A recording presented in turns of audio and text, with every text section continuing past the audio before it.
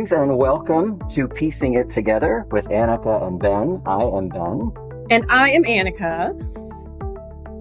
and we are glad to be back after a short hiatus of, as Annika likes to say, lifing. I hope you are well, hmm Annika, as we jump I back into this. I am well. I needed the time to let life do what it needed to do. So thank you to co-host and to audience for giving us space for that. But yeah, and well, with the caveat that you know the context we're living in. So yeah, Yeah, there's nothing going on, you right? know. It's everything is pretty light and frivolous in the world. But today we are joined by a guest in my area of the world, actually, in this New York area that I live in. We are joined by Brian Teucke. I am not going to destroy your job description by attempting to give it myself. And so, Brian, I'm going to let you say hello and tell people what it is you do, and then we'll get into it. Right on. Well, thanks for having me. Yeah, my name is Brian. I work in the labor movement. I'm a rep. Uh, I Some people call it business agent. I basically help workers that already have a union formed here in Central New York. Help them negotiate contracts and build power in their workplace, and that's basically what I do for a living. Great. So I think one of the reasons, and I won't speak for Annika. She can explain what her interest is. But one of the reasons I think we were interested in having you here is that we are in this weird moment, right, where people who do the kind of peacemaking work that we are involved in, and people who do the kind of community and political organizing work that folks like you are out in the world doing, have found that we need to start kind of working together, and that peacemakers could learn to organize a little better, and maybe organizers could learn to peace a little better. And so together we're trying to sort of, merge all of these different movements into one thing. And so um, I guess I would start by asking, like, how much of your work is is is sort of the organizing concept of just building relationships, right? So like sort of building community. And then, do you see elements of sort of peacemaking in that work? Yeah, absolutely. Um, just following in the footsteps of people that came before me. I didn't invent any of this, but building relationships is central to everything we do in the labor movement. Whether you're trying to form a new union, in which case you need to build trust with folks and understand why they want a union, so that you can explain to them how it might help them. But yeah, having that trust there so that they know that this is a good fit for them and the union is not just some sort of third party, that it's actually going to be uh, by and for the people in the workplace that want to better their lives. Um, and I don't know, I feel like sometimes building relationships can kind of sound cheesy. I was a teacher for a bit, and they'd always say like, "Be authentic and build relationships," which is true. Um, and you have to do those things, but I don't know. I feel like it sometimes gets overused. Um, but yeah, everything we do relies on a strong, genuine relationship that's built on trust. And for places where we currently have unions, the it's kind of cyclical. We have contracts that come up, and we try to improve our lot with those contract campaigns. And then there's also things in between contracts where sometimes the boss is doing things that are disruptive or doing things that hurt our union members. And so we have to come together and build critical mass, people power, numbers, and use those numbers to bring to bear on the people that are hurting us. And so if you're trying to build capacity, if you're trying to build numbers, you can't do that without having a relationship. Or if you do, it's kind of like I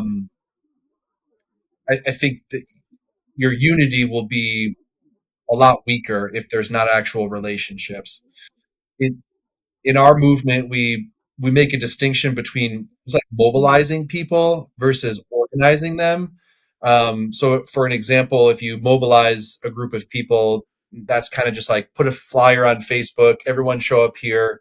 It doesn't mean that that can't be really powerful and meaningful. Whereas if you're organized, you're likely going to be planning that event together. So it's not just like a top down thing. Um, you're checking in with each other to figure out what their strengths and weaknesses are, and you're dividing labor to make sure that everyone's working together to pull something off. And that's, you have to have a relationship to go about things that way. And so if you're going to not just, if you're going to move beyond mobilization into like organizing people, whether it's workers or community members, if you don't have that trust in those relationships, what you're going to achieve is going to be super limited. I'm curious to hear you talk more about trust and trust building. And I'll share, this is an understanding, and I'm curious if you agree or disagree or see differently. I feel like unions are simultaneously having a moment right now where like more and more workers are realizing, oh, you can advocate for much healthier and fairer working environments when you're working together. Um, and they're also still countercultural in that so many corporations like don't want you to know that and don't want you to engage that. I remember one of my very very first jobs. I was a cashier at Target, and we had our like training, and part of our training was like a 10-minute video about like how crappy and evil unions are. Like I for a 950 job, which looking back just strikes me as like, I understand why it happened, but it's wild that that's just baked in. But at the time, I didn't even clock it as unusual, because I grew up in a household that really shit on unions. And like, it was something the narrative that I heard was like, that's what you do if you're a lazy worker. I feel like that's a narrative I've been relearning. And so I guess I'm curious, like, number one, I guess, are those ideas that you still come up against in your work? And then number two, like, how do you build trust in an environment where you may be talking to people who may or may not even have the same values or understanding of what you do? Yeah, I mean, I think New York has the highest density of union membership of any state, um, but we're still nowhere near a majority of the workers in the state belonging to unions. And then even among some of our union members, there are people with backgrounds or political viewpoints that they're conservative or Mm-hmm. reactionary, however you want to call it. And so sometimes the way we engage those folks, it looks a little bit different than some of our progressive members that already are, they've already bought into why unions are important. And so sometimes with members that are politically on the right, we have to, um, we have to preach the gospel without mentioning the Bible, if you will. Uh-huh. So we talk about, we try to develop like a class politic within them, without saying things like capitalism or union. We try to use language that's a little bit more universal and just point out all these examples of like how they have way more in common with their fellow Mm-hmm. workers than the boss, and like even above the boss, like the people that the billionaire class, like they don't have anything in common with them. I mean, nothing of substance, at least. And so I think the language looks a little bit different. Um, and then we also run up against people that maybe take their union for granted or maybe apathetic about what it takes to maintain a union. Once you win a union, it's great. But then as the honeymoon phase wears off, it requires a lot of maintenance. It's like everything in the activist world. It's a muscle. If you don't exercise it, it's gonna, just atrophy and go away. And so we have to figure out there's a lot that we do in the labor movement where we're trying so hard to intersect with what's going on in the community. I truly feel like if unions are not transforming our communities outside of the workplace, we're not really doing our job fully. We're not reaching our full potential. Um, so it's difficult to try to get everyone moving in that direction.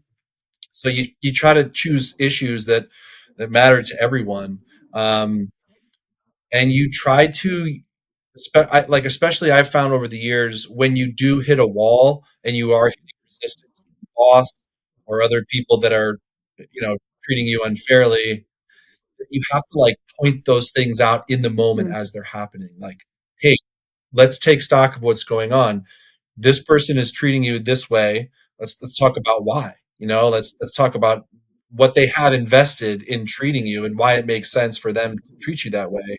Whereas we as workers, we have a totally different set of interests, and those things are just they're never gonna they're Mhm. irreconcilable, right? Which is not a very peaceful thing to say that there's like irreconcilable, you know, tensions between groups of people. It doesn't mean we have to be like, you know, violent towards them, but it's sometimes people on both sides, uh, maybe even more so on the left, will say like, well, why are we getting into a fight? I just kind of want things to be peaceful. And so then it's a totally different conversation with those folks. I think you've probably heard the phrase um, agitate, educate, organize, right? So the way we agitate people, it's not just like stirring them up and getting them all crazy and like ready to burn something down. It's finding um, what are the nerves that we have to touch in those specific people that will get them to engage because everyone's it's kind of like teaching a classroom of kids how you got all different types of learners. Well, you have all different types of workers in a workplace, and what's going to set them off and get them passionate to engage with the union may be a little bit different. So it's a lot of trial and error and like you said, building Mhm. So relationships. you said something early on in your response that kind of clicked in my brain, and because I've been thinking recently about in the aftermath of the horrific political violence that we have seen uh, very recently.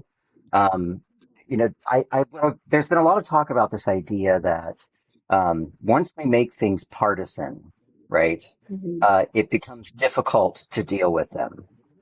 They become these kind of, you know, behemoth issues that can't be tackled because they're divisive and they're so, you know, this side versus that side and which side are you on and, you know, all that kind of stuff. And it unions have always struck me as one of those things that I never quite understood why they got so partisan, right? Because It's a the good idea question. was always it was always about safety, it was always about fairness, it was always about equity, right? It was always about these sort of basic workplace, you know, Mhm. safety things, right? For the most part, in a lot of ways, right? So safety had become a big issue, and then fair treatment became an issue, right? Fair wages, all that stuff that benefits everybody, right? Mhm. And so you know the idea that we've turned sort of the very basic conversations about workplace decency into partisan discussions, right? About I don't even know what the two sides are anymore. I mean, I guess it's you know because I don't think anyone wants to say I'm on the unfair side, right? Be unfair to workers. So there's this sort of corporatist sort of ideology, right? That's sort of the trickle down, pay attention to the top of this pyramid, and you know the bottom will get healthy, right? And then there's the sort of you know focus on the little guy. You know, wealth is built from the middle class out, right? That kind of idea. And so somehow we turn those into partisan things. And so now, you know, people say union, you think, oh, well, Democrats. Well, that's not true. My dad is a Republican. He was a postal worker. He belonged to a union his entire career, right? And never voted for a Democrat that I'm aware of in his life. So, you know, I don't, I guess I can't really identify when it happened. But how to navigate that? Because you were kind of talking about speaking a different language, right? To two sides of the issue based on this kind of partisan weirdness that we've created in the discussion. And we do this with everything. I mean, everything we split down the middle and turn it into like a partisan war. So it's not about finding consensus anymore. It's about I'm right, you're wrong, shut up, right? I mean, it's that whole idea. Um, so can you just, I guess, philosophize about that for a moment? Yeah, there's a great book that just came out recently, um, called Class Struggle Unionism, and it will like probably go more in depth about this topic. Highly recommend it if you're trying to trace like where we branched off and things became like partisan, as you say. I think going on, I think Joe Burns wrote that. What he said was, and what many other scholars have said, is that the labor movement ceded uh, kind of their universe to the Democratic Party at a certain point. And it was just, well, all we need to do is get the right Democrats in office. They'll pass pro union legislation. And that's really where we should invest our energy and resources, rather, so that that's like looking up rather than like looking to your left and right and saying, no, our energy and resources should be invested in checking in on each other, building relationships in our workplace, asking simple questions like, what do we want? What do we don't want as workers? Checking in on each other's families, uh, taking that and pushing it into the community, because when we transform our communities, what we deal with in the workplace is going to be a lot easier. And then all of a sudden, it was just like, when I started to come up in the union movement, I was a teacher in Virginia, and we didn't have collective bargaining rights in the public sector. So that was the main tactic of the union, is like electoralism and making sure that we just, all we got to do is get the right people in office. And so it kind of, you give up that responsibility of the rank and file union member to do the work themselves. And that's, we're still trying to claw ourselves out of that moment. Um, I'm extremely disappointed in the Democratic Party. I personally think that they're probably irredeemable as far as just what they've done to the labor movement and what they've, in the age of Citizens United. I hope I'm wrong, but I, I think it is a massive waste of time to engage the Democratic Party. Um, at least from a position of like asking for stuff, I think we should be engaging them and saying, like, this is what the working class wants in this country, and we'd like for you to support that. If not, just please don't expect to get our votes. So, yeah, I think that, when it comes to engaging in the two parties in this country, unions would just be, I think, wise to remember some of these historical lessons and go back to what we had, kind of in the early, the first half of the 20th century, where it was just on you, and like we weren't going to talk about Democrats and Republicans. We're going to do the work, and we're just going to accept the fact that like no one's coming to save us. Before we had the National Labor Relations Act, there was nothing there to save you. You had to organize your workplace and draw some hard lines and say, this is what the workers want. And if you don't satisfy our needs, well, we're going to take action. We're going to go on strike, or we're going to create boycotts, or we're going to engage in a general strike. And that eroded over time. I think it's a comfort thing, right? So it's like the apathy, and you're taking it for granted. And now all of a sudden, you're like, it's just so much easier if we like subcontract this out to the Democratic Well, Party, it which is to seems to our own me that disadvantage. like part of the political malpractice of this, right? And one of the reasons I think that Democrats have lost their freaking minds, is in order for what you just said to happen, right? You have to basically stop listening to people, right? And you have to start listening to interests and powers and, all these other things. And so, to lose sight of, look, it does not shock me when union members vote for Donald Trump. I grew up around blue collar workers. I know what they care about, right? I've heard them complain about the same things we're complaining about now when it comes to certain political parties, right? They feel ignored. They feel left out. They feel left behind. They feel like all we care about is advancement, advancement, advancement. We don't care about their jobs, right? We want clean energy, but so we're going to put them out of work, right? We never talk about what it means to help people work differently or help people work in different environments, right? And so, you know, both political parties have failed us, right? Because one stopped listening to these people and the other started exploiting them, as a result of that sort of ignorance on our part. And so I, can you get those people back? I mean, do those people ever sort of, I mean, I don't know where they turn once they've been betrayed, essentially by both sides. And so now we're in this weird place, where I think we have these refugees, in sort of the political world who don't know where to go. Yeah. That was a rant. I don't know if that was funny. Can I add to it real quick? Yeah, sure. Yeah, I'm struck. I'm like both encouraged and discouraged, Brian, when you were talking about there's an older model of recognition of like no one's coming to save you. Because I'm encouraged by thinking about okay, we have a precedent for this. And I'm discouraged just because, yeah, to have power and expectations shift so far into like a political party, and then to have that political party really just fail to prioritize care for workers. Like, okay, the good news is we've taken care of ourselves before. We can do it again. The bad news is that's the way forward. Yeah, that's my lament to go with Ben's rant, I guess.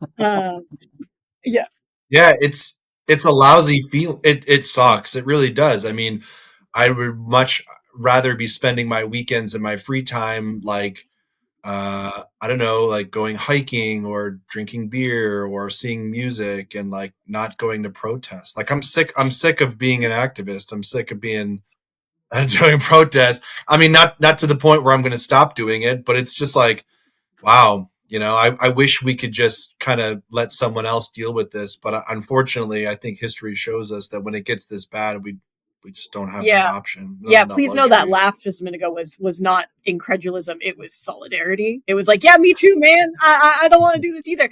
I am curious on that front. Like, just what is your motivation to stay in the game when the game is? It really does. It takes so much energy and so much effort, and you get the wins, but me oh my, you don't get them every day. So yeah, how do you keep your energy to stay in this work? Oh gosh. Well, I don't know. I think recently it took me a while to figure this out, but like recently I have like these these daily affirmations that I think maybe help me. I'm not sure. And one of them is like, this is what this is what God called you to do. Like it's like the gospel is so simple. That's like Mm. liberating, right? It's just like this is so simple. Like where there are people suffering, we're called to address that. And so at least it's not complicated. It's yes, there are things that are complex in what we have to do in this moment, but like showing up and moving in that direction, that's not really Mm. complicated. So that brings me some peace, and it's just like, yeah, I mean, I my faith calls me to do this, and so here we are, and um God is in this space too. um and then yeah, I mean, like there's like other stuff too, just I mean, people, when I see other people what they're doing, it just more hands make light work. So if there's more people doing this work, we're not going to all have to take on these huge burdens. So it's we're trying to encourage people to do it. And then like I think also my son's going to be 3, and it's I don't want him to think that we were just twiddling our thumbs, during this moment. So Actually, that sparks another thing that I'm going to ask. This is going to seem like a totally out of left field thing, but one of the things I've noticed, and I'm sure you've noticed because we've been in similar meetings before, that let's say people of a certain age get very upset that people of certain other ages are not more involved in what we're doing, right? And so there's this sort of constant, I don't want to call it dumping on the young, but there's this weird idea that the young don't care, right? Or that they're not engaged. I don't believe that, first of all. I think that's a fallacy. But number two, one of the things, and I think this is part of what happens in the sort of union history, right? Because we're a bit removed from the time when unions were kind of saving lives in real time, right? The idea that people were being torn to shreds by machinery, and all this stuff was happening, and so now it almost seems like a kind of a political concept, right? A union, and so we've done this to young people, right? Because we forget that a lot of young people have never existed in a moment of actual civil unrest, where we were fighting for things like civil rights, where we were fighting for women to vote, when we were fighting for gay people to just have basic dignity, right? And so they're not as connected to the sort of existential crisis that we were in back in those moments, but we're in one now, right? And so I think if I were a person of a younger person, I would feel besieged by this, right? Because you had kind of lived in relative comfort, understanding that you had liberties and you had rights and you had, certain things. You could get married if you were gay and you could do all these things, right? And to suddenly find those things assaulted in this really vicious way, um, wouldn't it be better for us to be more nurturing about our younger folks and a little less critical about them and sort of help them understand why this stuff matters? I mean, like unions come to mind because anybody who is, I would say 60 or older should probably know why unions are important, right? Or at least know why they were.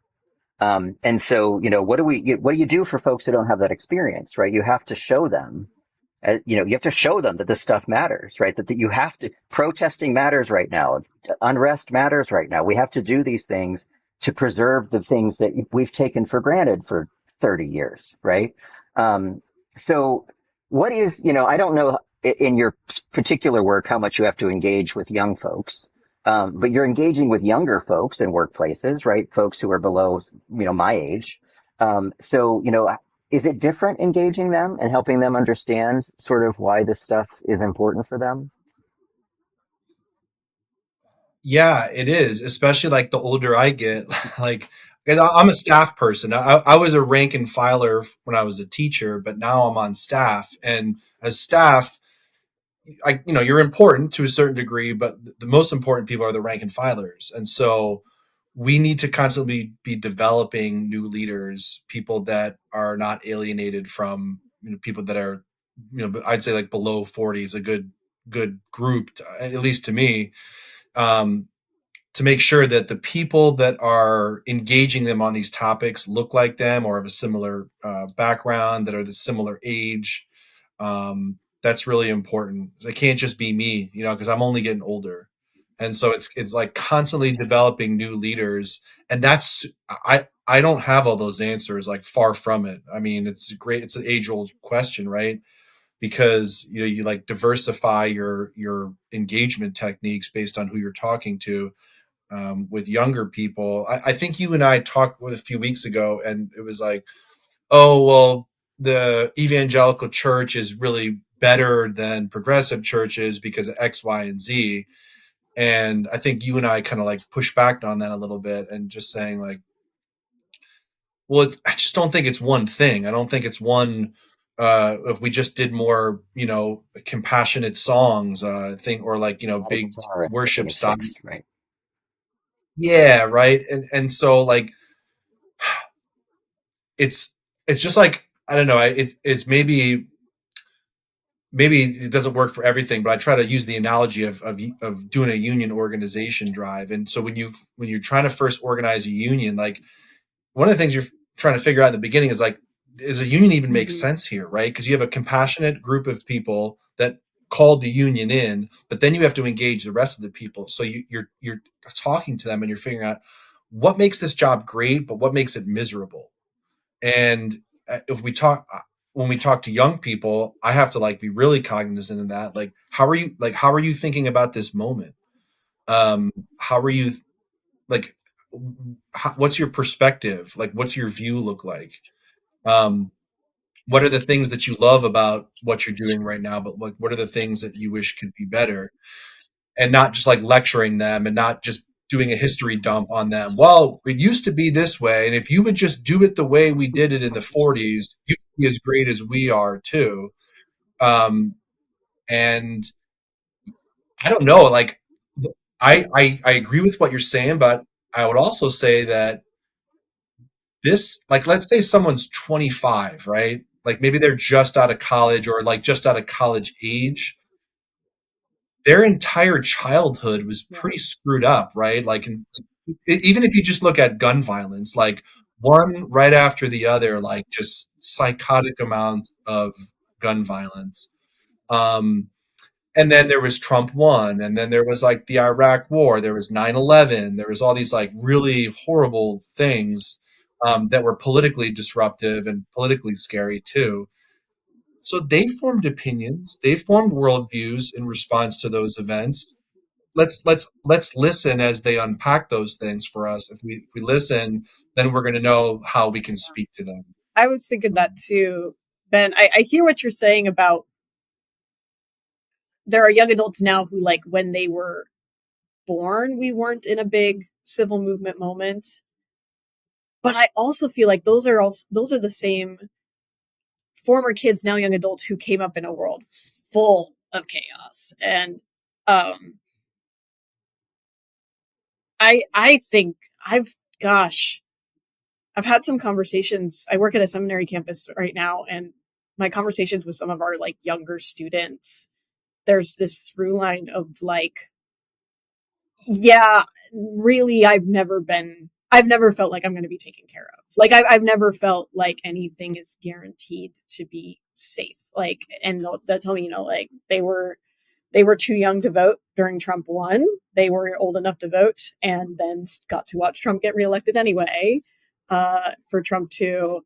And I'm wondering, Brian, like, is there like where older generations might have needed persuasion, do younger generations need some like care through apathy, or just not apathy, despair is the word I'm looking for. Like, how are you going to help in a world where I see so little functioning? I don't know, I'm just thinking about, yeah, as you're in rooms with folks and why young I folks think struggle to show up. I think that feeling of like it's all overwhelming, I've got to choose my battles, is a big one. I think they need like validation, especially because of what Ben was saying. Like, where young people don't want to work. I just don't understand why, like, all these young people, they just don't want to work. They don't care. They go from job to job. I was like, Yeah, that's our yeah, economy. We ask created them those why, conditions for them. they're going from job to job, because none of them. Yeah, and like yeah, and like validate to them, like you shouldn't put up with a crappy job with no union and poor benefits. It's okay to quit that job and go find something else. And maybe if there's nothing available, maybe it's like your human right not to subject yourself to like abject exploitation and poor Mhm. treatment. Like, does that make you lazy? No, I don't think that makes you lazy. I think that just makes you a little bit more enlightened, um, and more suspicious of this like bootstrapism that was fed to our generation and generations before us.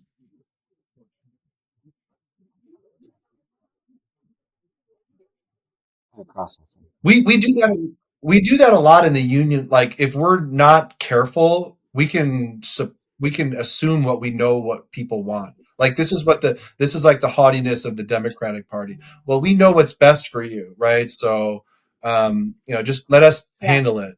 Whereas like you can't do that if you're going to organize a new union in a workplace. You can't come in and be paternalistic and say, "Well, we you really need us, so we'll listen to you for a little bit, but the end point is that you just really need us to be here." Rather than like saying, let's start from scratch, from step zero, and figure out who each other Mm-hmm. are, and then Yeah, I mean, I think there's like we're living in a weird time of, almost sort of caricatures of what we are, right? And so, like everybody is, I mean, everybody has this image of everybody else as like an extremist, and everybody thinks everybody else is kind of, I don't know. Like you can't say that I'm a progressive without people thinking that you're like some insane, extremist liberal who, I don't know, believes Trump lost the election, or all this crazy stuff, right? And so part of it is we have become addicted to the extremes, right? And so we like a better show. And so the better show happens on the extremes of these conversations. And so, I feel like one of our greatest failures to next generations of children is that we have basically taken away their ability to have conversations, taken away their ability to sort of actually relate to one another in very personal and real ways. And so, we've created a sort of radical individualism. We've created kind of a self-serving individualism. So we've got a lot of stuff going on. And then you have kids, who are coming up into this world, into the workplace in debt up to their ears because I still have college debt, right? I'm never going to pay this stuff off. I'll be dead. And so, they have debt that follows them in some cases for the rest of their lives, right? They can't acquire property. They can't acquire, stuff to build wealth, right? And so we're basically creating a whole generation of poverty, right, on purpose. And so, I get it. Like, I'd be pissed off too. I mean, if that, because Yeah. that's the Yeah. world that you're kind of ejected into and said, oh yeah, now you get to go be an individual and thrive and pull yourself up with the bootstraps Yeah. when we never gave you boots in the first place, And then right? you're mocked for not having bootstraps to pull, or you're mocked Right. for not being willing Exactly. to pull up the bootstraps you don't have. Yep. But it seems to me like, union philosophy and even to some degree our Presbyterian church philosophy, right, is sort of counteracting that idea, right? This idea that, well, maybe we are actually connected to one another, right? Maybe we do actually need one another, right? Not just because it's a nice thing to say, but because we actually are interdependent in a multitude of ways, right? Mhm. And so we need to understand our relationship to each other in workplaces, to each other in society, right? And so I feel like both sort of the peacemaking operation of the church and sort of the union organizing operation or mobilizing operations, right?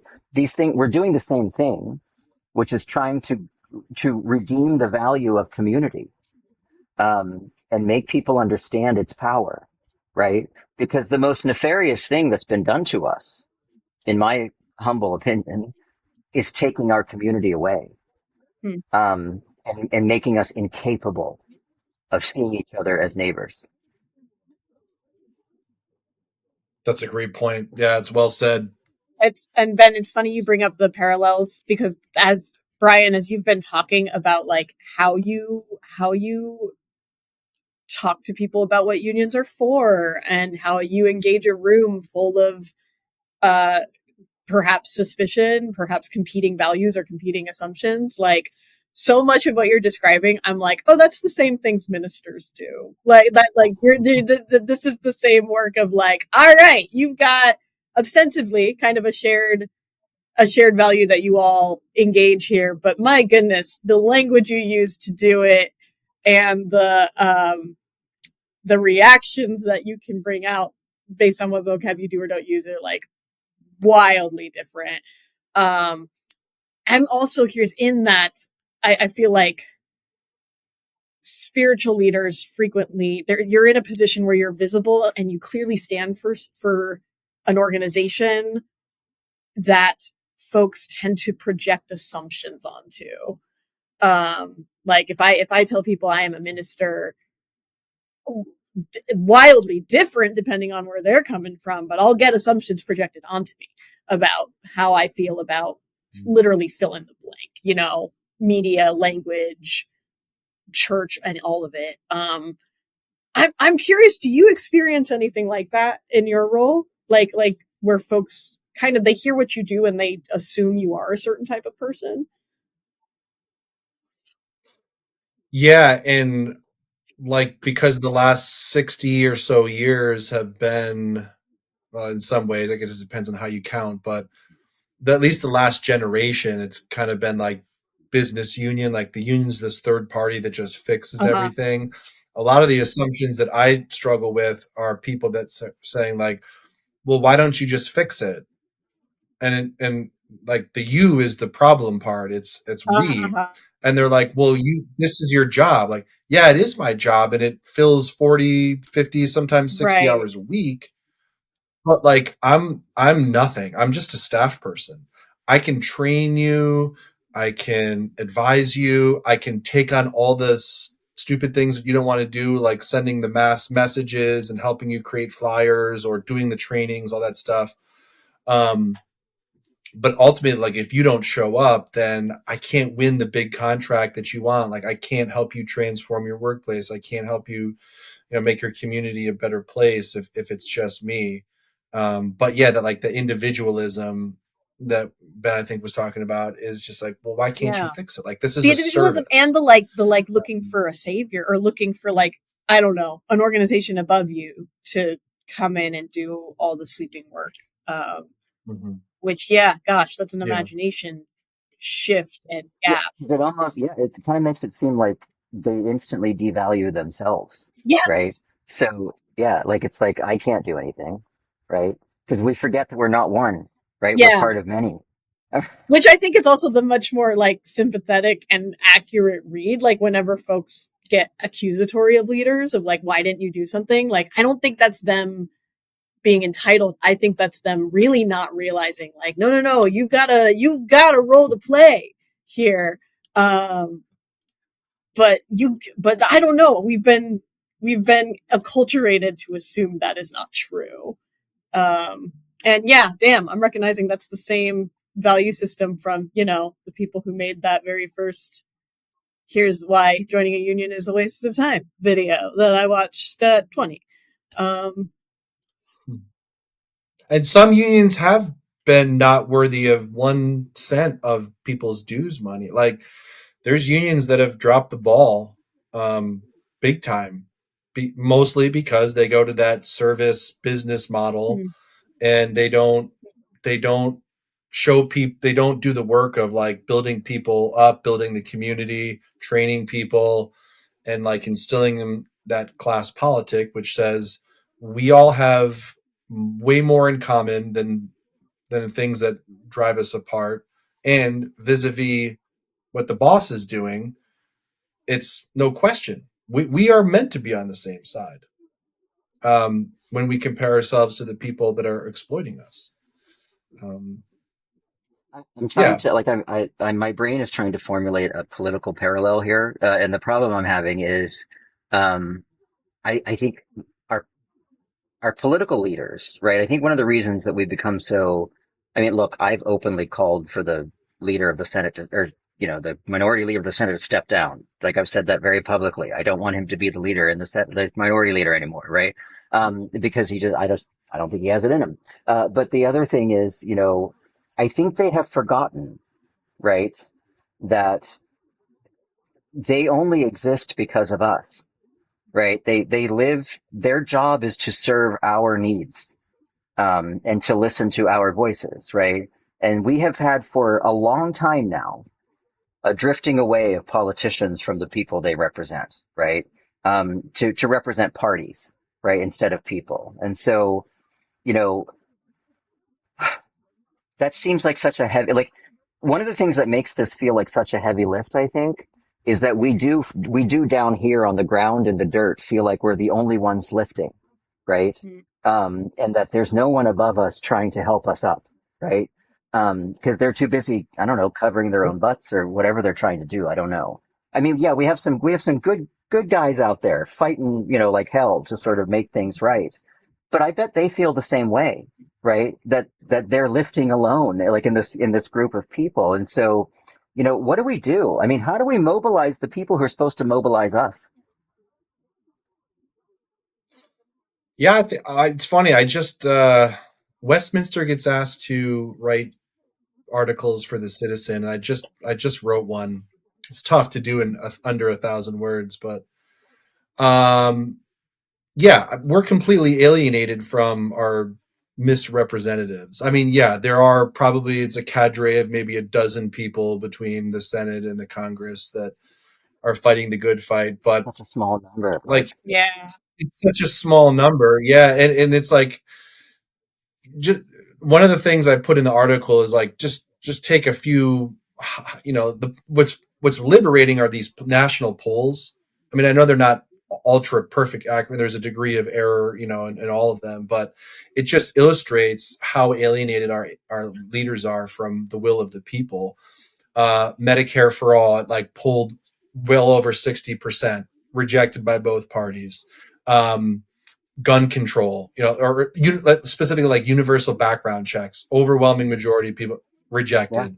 Um, uh, Overturning Citizens United, ironically enough, like 80% in the polling, and rejected by both parties, right? So like it's very identifiable what's going on. That's at least the liberating part. It's not complex. These people, they get elected because and they serve the people that pay for their campaigns. It's just as simple as that. I think we went from it's like $54 million in the 2008 election cycle to 4.5 billion in the 2024. It's a tenfold increase, right? So like, of course they're not listening to us. Why would they? We don't get them into office. And it's not just like the power. I mean, once you get to be a congressman or a senator, you're essentially set for life because it puts you in that echelon of the ruling class in this country where your network is very robust. You're going to be able to land somewhere, even if you don't get reelected. Um, and that's what we're dealing with. So how do we fix that? I think we need to build our own democracy from below. I mean, just point blank, that's what we're trying to do through Worth Uniting Cayuga. Interestingly, I didn't know this, but up until like a month ago, but Auburn, for example, does not have, we're a city, but we're a small city, but we're still a city. Like there's no representatives for like wards. There's not like Ward 1 and this representative is accountable to that neighborhood. We don't have that.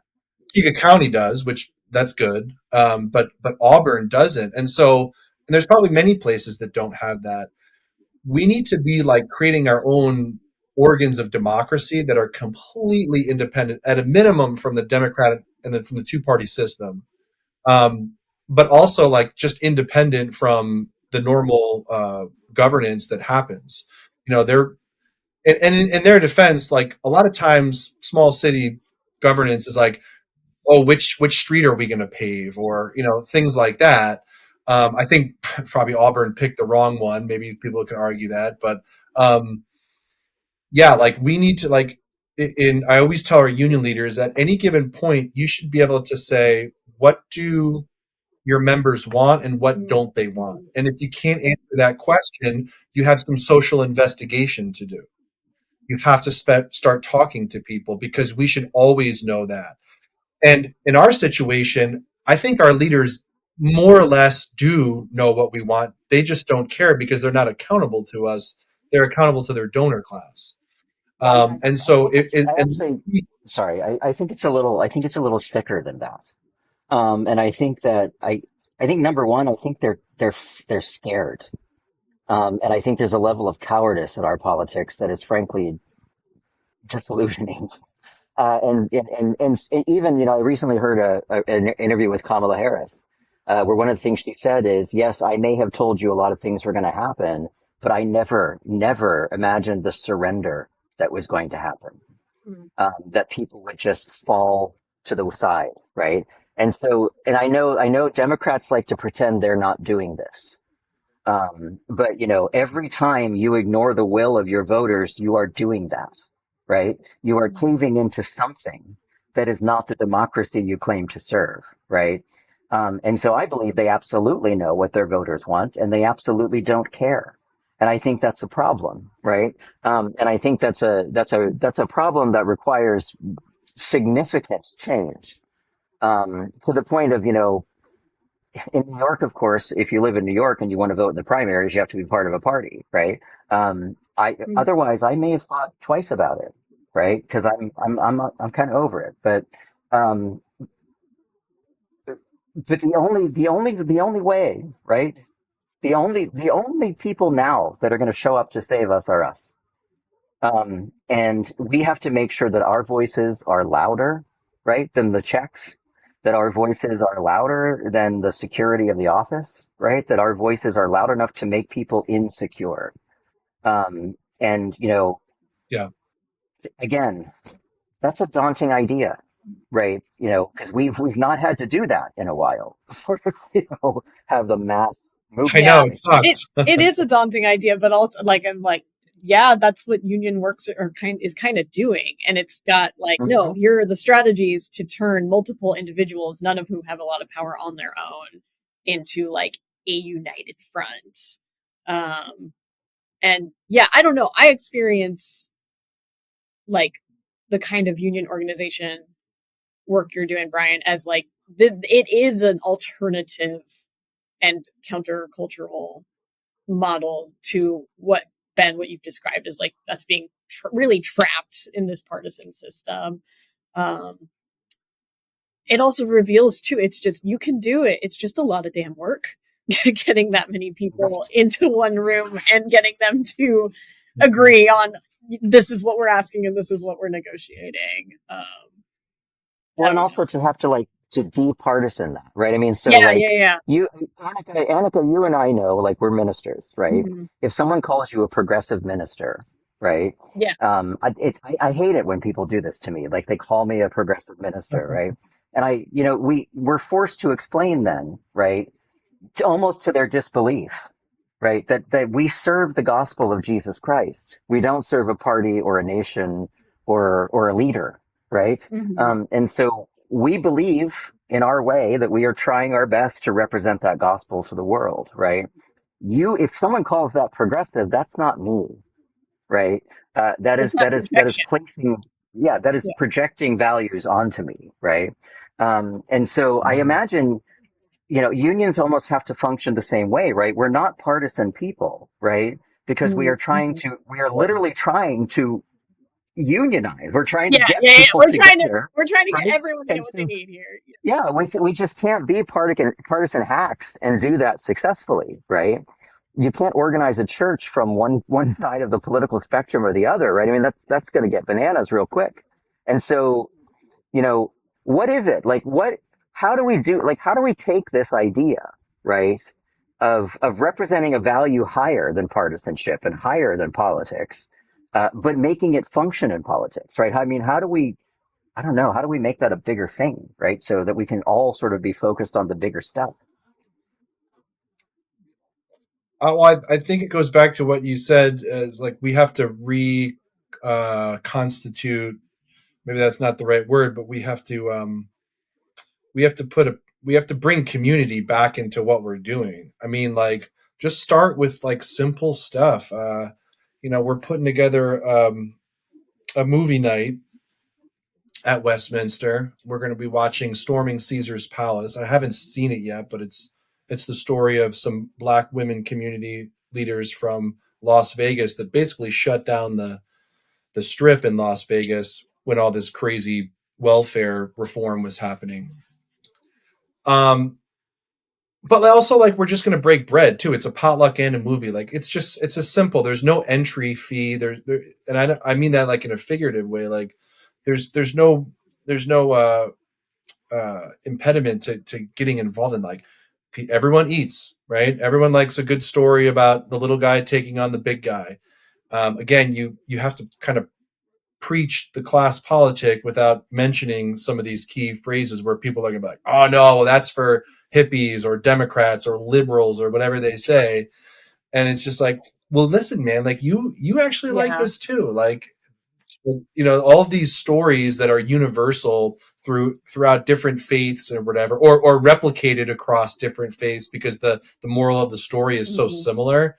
Like we should at least start doing that. I don't have all the answers, but what I do know is like Jane McAlevey, the great Jane McAlevey, she died I think 2 years ago now. One of the most important labor organizers of our time. She always encouraged people to do power analysis, and it sounds yucky because it's like, oh, I don't want to like talk about power. Like it's kind of gross, but we do have to understand that we will never outspend whether it's a big corporation that we're trying to unionize, we will never outspend them. Or if it's the capitalist class in this country, working people, we will never ever uh, outspend them. That's their Mm-hmm. source of power. Our source of power is a little bit different. It's about numbers. It's about civil disobedience. It's about disrupting the streams of influence and power that make them able to accumulate all this wealth. And our elders have shown this the way. That's the other helpful, liberating thing, is that, like, we don't have to reinvent a lot of this stuff. Many of our elders that came before us have already done it. As you're talking about that work, I'm also thinking we've chatted about like the historic waves and the political pressure that makes the work of real true communal solidarity difficult. We haven't touched on there's a simple thing too that I think is affecting this like era of hyper partisanism and trust is also just, I don't know, there's just a fragile, reactive, protective human heart at the beating core of everybody, and it is and we just step on each other's toes so easily, and hurt each other's egos so easily. And I think especially right now when there are so many reasons to withdraw trust so quickly, because for better or for worse, and I'm pretty sure it's worse, like it really does feel like right now, if you know someone's opinion about, one item, then you can make some pretty good guesses as to what their values are. And it is so hard to resist the temptation to do that. This is tangential, but I want to share it. I've got a friend who is one of those friends who I've known for a long, long time. Jordan Mark, hello, if you're listening, which makes him a really, really valued person that I can talk to without needing to be Annika the chaplain or Annika the minister. And it also means that he's my like venting space when people are making me crazy at work and in the church. And the joke that I use to preface anytime I'm about to blow off steam about something is I'll be like, hey, so today in the holy community, or today in the body of Christ, like, here's what nonsense we were on.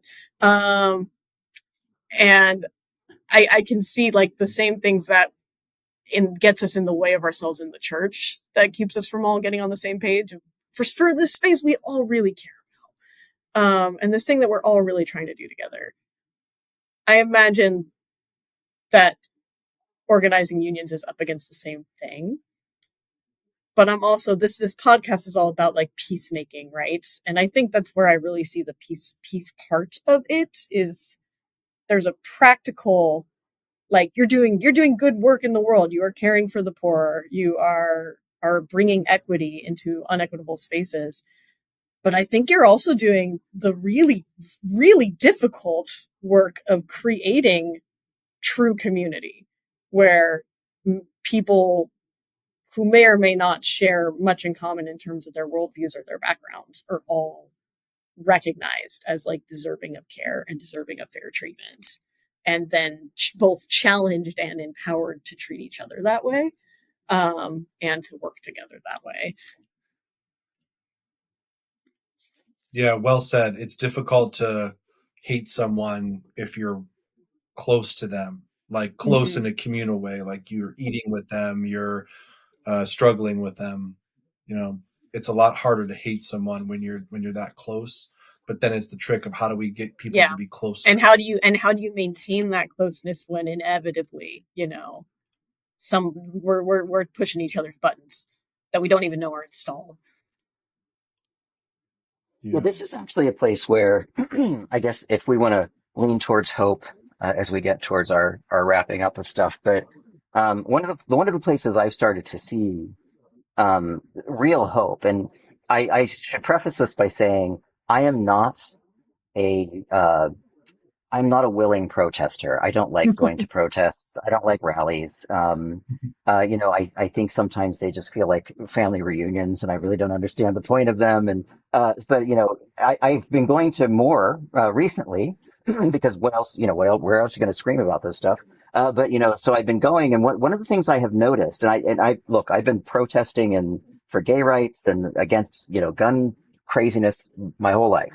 Uh, I've never seen a moment where all of these different movements are now existing in the same space and understanding that they have a primary objective here that requires them to work with each other and not against each other. So we're not competing for screen time and for stage time, right? As you know, my issue is more important than your issue, or Hmm. you know, what do the gay guys know about what the you know what the women are going through, and what you know all that kind of stuff, right? The sort of internal politics that used to sort of keep us, you know, bouncing around.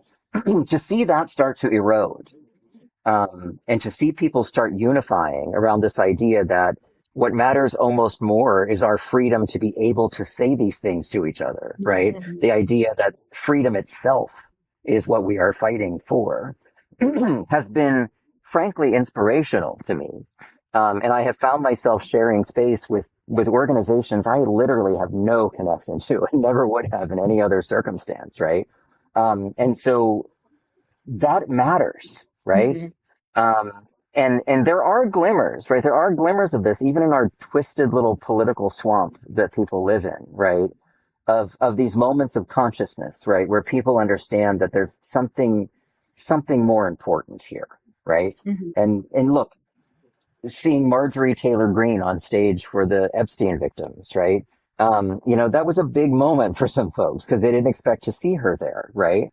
And just and whatever you think of her, right? Hmm. The point she made was this is bigger than whatever this other stuff is, right? That this is more important, and so I see a lot of hope in the idea, right, that we have started to see that we are all sort of heading towards the same thing here, and there's no reason not to head there together, right? And so, and understanding that we do have power in our numbers, and that there are always going to be more of us, right? There's always going to be more of us. There's always going to be more poor people than rich people. There's always going to be more you know, minorities are called minorities for a reason, right? There's, you know, there are always going to be um, marginalized human beings, but there's always going to be more of them.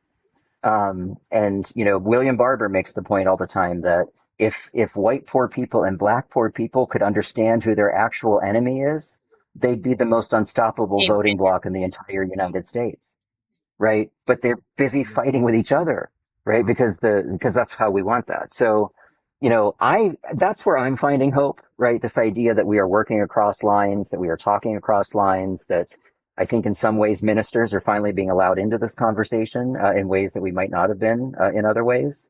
And so solidarity, I think, is becoming our greatest superpower. Well said. Yeah.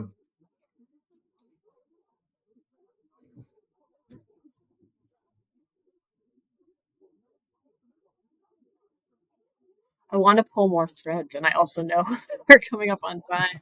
But I appreciate the answer to the kind of where do you find hope question. I think mine too. I find hope in I really do coming at the generational conversation from a little bit of a different angle. Like I feel like younger folks entering the workplace now have a much clearer understanding of the benefits of a union, both for themselves and also like generally.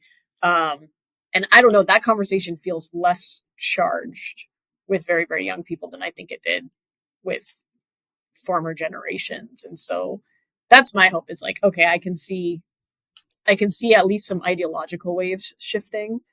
Um, and my God, I hope we're able to ride that energy out. And Brian, I'm curious too to hear from you. Is there anything in this that especially is giving you hope right now and or keeping you up at night right now?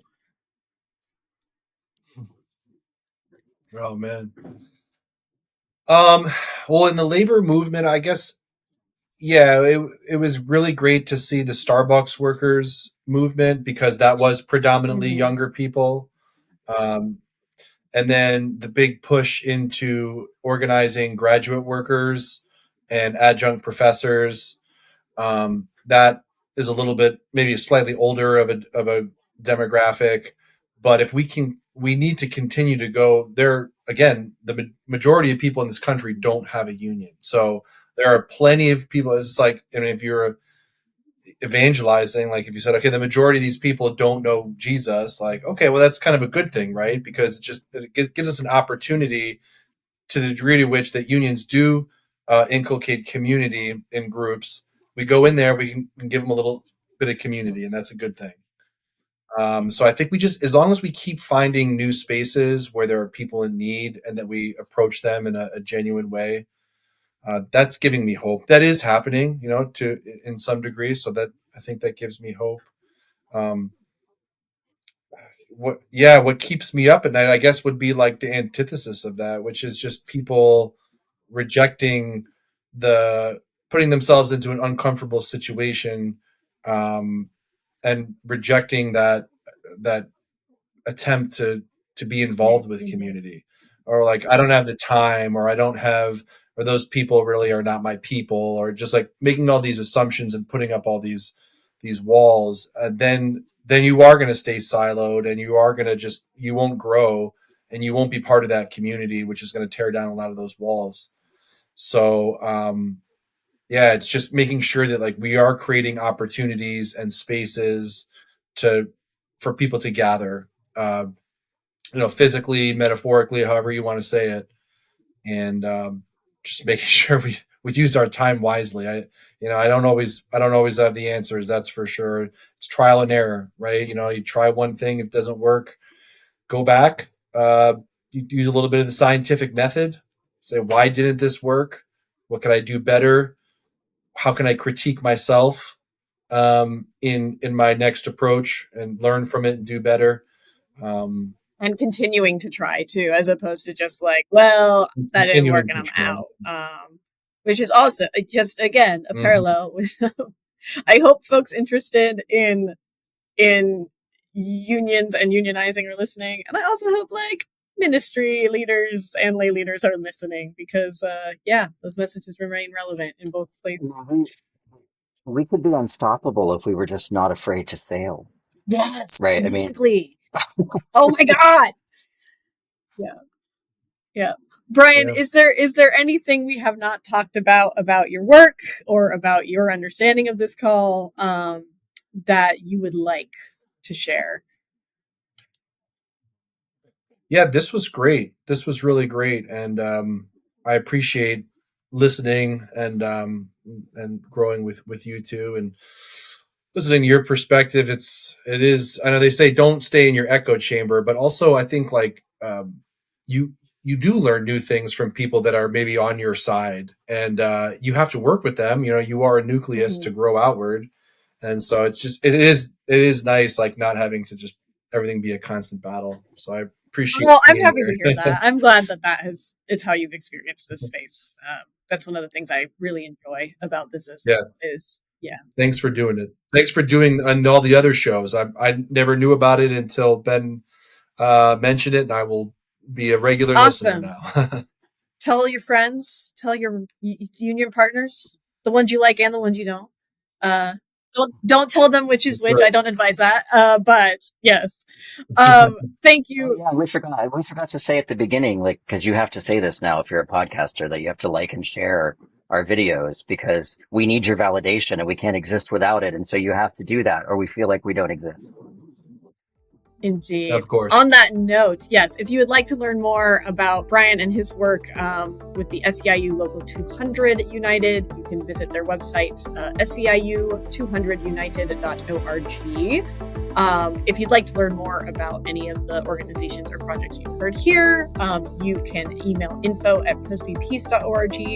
And if you consider yourself a peacemaker in the workplace, in the world, in creative projects, and you want to talk to us about what you do, please email at info@presbypeacefellowship.org. Ben and Brian, thank you so much. Good to see you. Yes, thank you. And go in peace. Peace be with you. I'm also with you.